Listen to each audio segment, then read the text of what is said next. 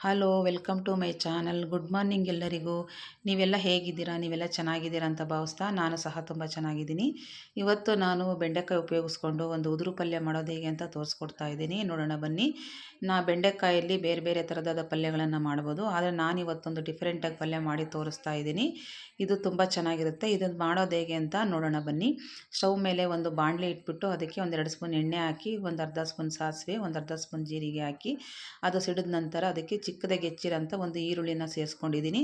ಅದನ್ನು ಈರುಳ್ಳಿ ಚೆನ್ನಾಗಿ ಬಾಡಿಸ್ಕೊತಾ ಇದ್ದೀನಿ ಎಣ್ಣೆಯಲ್ಲಿ. ಇದು ಈರುಳ್ಳಿ ಎಲ್ಲ ಸ್ವಲ್ಪ ಬಾಡಿದ ನಂತರ ನಾನಿಲ್ಲಿ ಒಂದು ಅರ್ಧ kg ಅಷ್ಟು ಬೆಂಡೆಕಾಯಿ ತೊಗೊಂಡು ತೊಳೆದು ಇದನ್ನು ಚಿಕ್ಕದಾಗಿ ಹೆಚ್ಚಿ ಇಟ್ಕೊಂಡಿದ್ದೆ. ಅದನ್ನು ಇದಕ್ಕೆ ಒಗ್ಗರಣೆಗೆ ಸೇರಿಸ್ಕೊಂಡು ಇದನ್ನೆಲ್ಲ ಒಂದು 5 ನಿಮಿಷ ಹುರ್ಕೋತಾ ಇದ್ದೀನಿ ಒಗ್ಗರಣೆಯಲ್ಲಿ. ಈ ಥರ ಬೆಂಡೆಕಾಯಿ ಹುರಿಯೋದ್ರಿಂದ ಬೆಂಡೆಕಾಯಿಲಿರೋಂಥ ಲೋಳೆ ಅಂಶ ಎಲ್ಲ ಹೋದರೆ ತುಂಬ ಟೇಸ್ಟಿಯಾಗಿ ಬರುತ್ತೆ.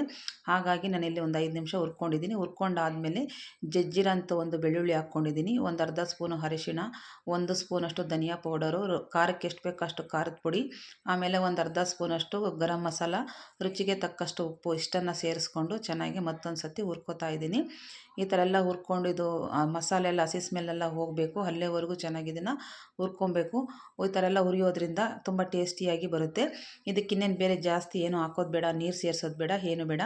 ಆಮೇಲೆ ಕೊನೆಯದಾಗಿ ಒಂದು ಸ್ವಲ್ಪ ಕಾಯಿ ತುರಿಯನ್ನು ಸೇರಿಸ್ಕೊಂಡ್ಬಿಟ್ಟು ಮತ್ತೊಂದು ಸತಿ ಎಲ್ಲ ಕೈ ಆಡಿಸ್ಕೊಂಡ್ಬಿಟ್ರೆ ಇದು ಪಲ್ಯ ರೆಡಿಯಾಗಿ ಹೋಗುತ್ತೆ.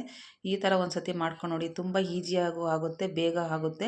ಲಂಚ್ ಬಾಕ್ಸಿಗೂ ಸಹ ಇದನ್ನು ಕಟ್ಬೋದು.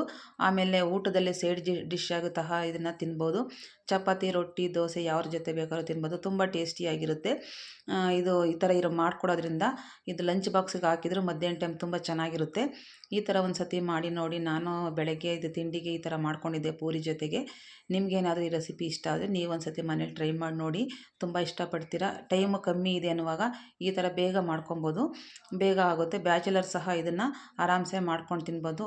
ತುಂಬ ರುಚಿಯಾಗಿರುತ್ತೆ, ಬೇಗನೂ ಆಗುತ್ತೆ. ಹಾಗಾಗಿ ನಿಮಗೆ ತೋರಿಸ್ಕೊಟ್ಟಿದ್ದೀನಿ. ನಿಮಗೇನಾದರೂ ಇಷ್ಟ ಆದರೆ ನೀವು ಒಂದು ಸತಿ ಮನೇಲಿ ಟ್ರೈ ಮಾಡಿ ನೋಡಿ.